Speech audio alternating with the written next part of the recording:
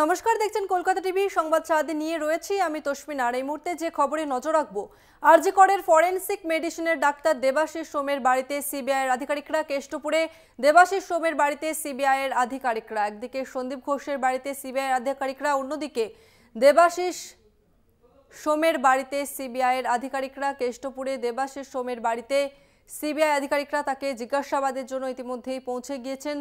একেবারে বলা যেতে পারে সাত সকালে সিবিআই হানা। আরজি করের ফরেনসিক মেডিসিনের ডাক্তার দেবাশিস সোমের বাড়িতে সিবিআইয়ের একটি দল এবং কেষ্টপুরে দেবাশিস সোমের বাড়িতে সিবিআইয়ের আধিকারিকরা। একদিকে প্রাক্তন অধ্যক্ষ সন্দীপ ঘোষের বাড়িতে সিবিআইয়ের দল পৌঁছে গিয়েছে, অন্যদিকে আরজি করের ফরেনসিক মেডিসিনের ডাক্তার দেবাশিস সোমের বাড়িতে সিবিআইয়ের দল। কেষ্টপুরে দেবাশিস সোমের বাড়িতে সিবিআই আধিকারিকরা তারা পৌঁছে গিয়েছেন জিজ্ঞাসাবাদের জন্য। আপনাদের আরো একবার বলবো, আরজি করের ফরেনসিক মেডিসিনের ডাক্তার দেবাশিস সোমের বাড়িতে সিবিআইয়ের দল। কেষ্টপুরে দেবাশিস সোমের বাড়িতে সিবিআই আধিকারিকরা তারা জিজ্ঞাসাবাদের জন্য পৌঁছে গিয়েছেন।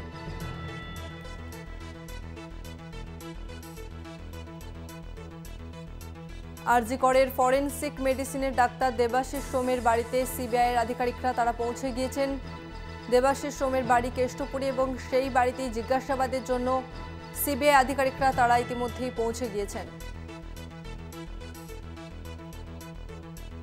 আক্তার আলী আরজি করের প্রাক্তন ডেপুটি সুপার, তিনি প্রাক্তন অধ্যক্ষ সন্দীপ ঘোষ এবং দেবাশিস সোমের বিরুদ্ধে অভিযোগ করেছিলেন এবং তারই ভিত্তিতে আরজি করের ফরেনসিক মেডিসিনের ডাক্তার দেবাশিস সোমের বাড়িতে সিবিআই আধিকারিকরা তারা পৌঁছে গিয়েছেন।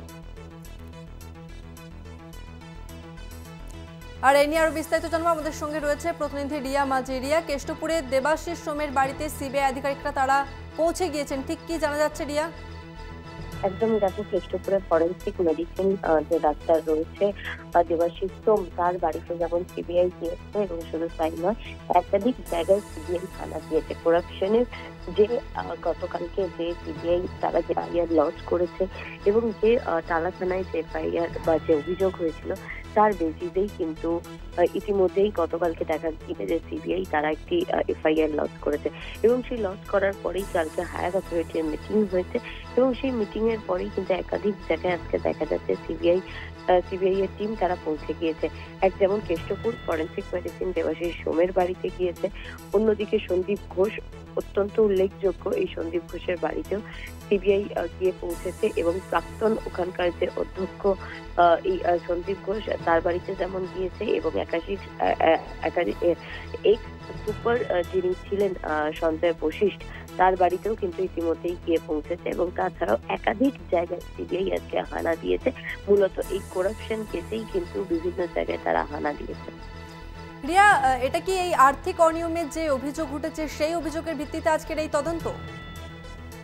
দেখো, একদমই এই একটাই মাত্র তদন্ত সিবিআই এর হাতে আছে এবং তোমাকে জানিয়ে রাখবো যে টালা থানায় যে অভিযোগ, করাপশনের অভিযোগ রাজ্যের তরফ থেকে করা হয়েছিল এবং তার একটি সিটও গঠন করা হয়েছিল এবং হাইকোর্ট সেটা রায় দেয় যে সিট নয়, এই তদন্ত ভার হস্তান্তর করতে হবে সিবিআই এর হাতে। এবং গতকালই দেখা যায় যে সিটের যারা আধিকারিকরা 5 জনের 4 জনের একটি টিম ছিল, সেই 4 জনের টিমের তরফ থেকে পুরো যে যা তাদের কাছে ডকুমেন্ট ছিল সেই সমস্ত ডকুমেন্টস কালকে 9টার মধ্যেই তুলে দেওয়া হয় সিবিআই এর অ্যান্টি করাপশন ব্রাঞ্চের আধিকারিকদের কাছে এবং তারপরেই যেটা দেখা যায় যে আজকে সিবিআই এর একাধিক টিম বেরোয় এবং বিভিন্ন জায়গায় তারা হানা দেয়।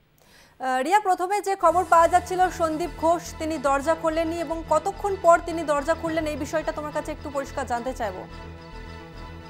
দেখো, সিবিআই আধিকারিকরা তারা যখন পৌঁছায় সন্দীপ ঘোষের বাড়িতে, ভিতর থেকে দরজা বন্ধ ছিল, ভিতর থেকে দরজা খোলা হয়নি এবং তার পরে বেশ কিছুক্ষণ কিন্তু তাদেরকে অপেক্ষা করতে হয় এবং তারপরে কিন্তু সন্দীপ ঘোষের বাড়িতে তারা ঢুকতে সক্ষম হয়েছে বলে এমন। বেশ, ধন্যবাদ তোমাকে রিয়া। কথা বললাম প্রতিনিধি রিয়া মাঝির সঙ্গে। আপনাদের আরও একবার জানিয়ে রাখবো, আরজি কর হাসপাতালের প্রাক্তন অধ্যক্ষ সন্দীপ ঘোষের বেলেঘাটার বাড়িতে রবিবার সকালে পৌঁছে গিয়েছে সিবিআইয়ের একটি দল এবং কিছুক্ষণ অপেক্ষার পর তারা ভেতরে ঢুকতে পেরেছে এবং শনিবার সিবিআইয়ের সিজি কমপ্লেক্সের দপ্তরে হাজিরা দিয়েছিলেন সন্দীপ। রাতে বাড়ি ফিরেছিলেন প্রতিদিনের মতনই এবং পরপর 9 দিন তাকে ম্যারাথন জিজ্ঞাসাবাদ করা হয় এবং আজ অর্থাৎ রবিবার একদম সাত সকালেই সন্দীপ ঘোষের বাড়িতে কিন্তু সিবিআইয়ের একটি দল তারা পৌঁছে যান এবং কিছুক্ষণ বাইরে থাকার পর তারা কিন্তু সন্দীপ ঘোষের বাড়ির ভেতরে ঢোকেন এবং কলকাতা হাইকোর্টের নির্দেশে আরজি করে মহিলা চিকিৎসককে ধর্ষণ ও খুনের ঘটনা তদন্ত করছে সিবিআই।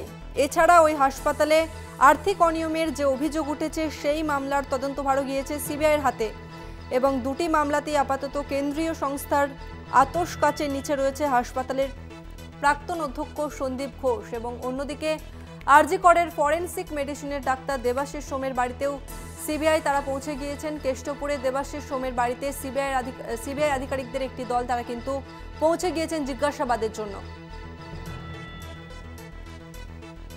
আরজিকর হাসপাতালের প্রাক্তন অধ্যক্ষ সন্দীপ ঘোষের বেলেঘাটার বাড়িতে রবিবার সকালে পৌঁছে গিয়েছে সিবিআইয়ের একটি দল এবং গত 9 দিন আরজিকরের প্রাক্তন অধ্যক্ষ সন্দীপ ঘোষ তাকে কিন্তু ম্যারাথন জিজ্ঞাসাবাদ করা হয়। প্রত্যেক দিন প্রায় 10টা নাগাদ তাকে হাজিরা দিতে হতো সিজিও কমপ্লেক্সে এবং রাত 11টা-12টার দিকে তাকে ছাড়া হতো এবং আজকে যে খবর সামনে আসছে যে রবিবার একদম 7 সকালেই পৌঁছে গিয়েছেন সিবিআই আধিকারিকরা।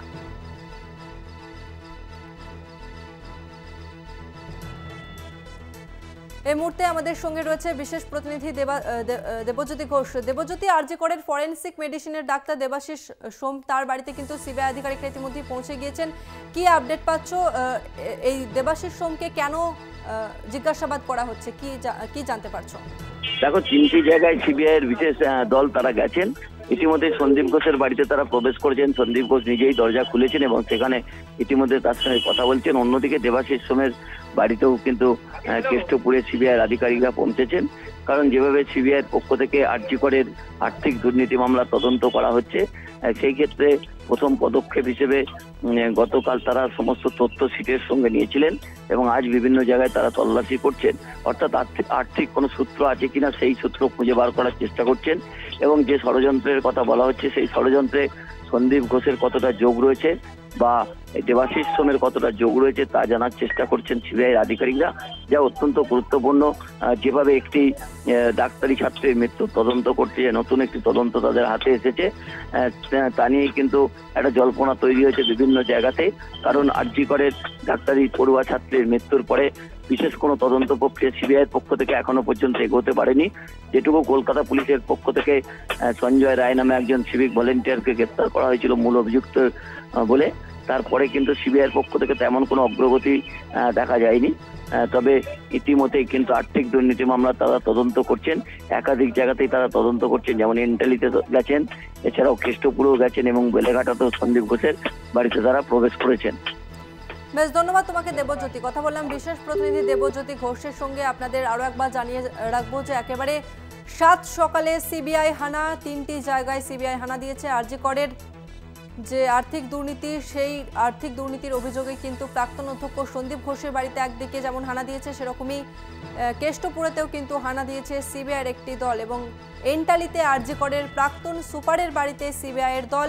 আরজি করের প্রাক্তন সুপার সঞ্জয় বশিষ্ঠের বাড়িতে সিবিআই আধিকারিকরা তারা কিন্তু পৌঁছে গিয়েছেন। অর্থাৎ 3টি জায়গায় একদম 7 সকালে তল্লাশি শুরু করেছে সিবিআই আধিকারিকরা। একদিকে বেলেঘাটা, অন্যদিকে কেষ্টপুর এবং আর একদিক এন্টালিতে আরজি করের প্রাক্তন সুপারের বাড়িতে সিবিআইয়ের দল। আরজি করের প্রাক্তন সুপার সঞ্জয় বশিষ্ঠের বাড়িতে সিবিআই আধিকারিকরা তারা কিন্তু পৌঁছে গিয়েছেন।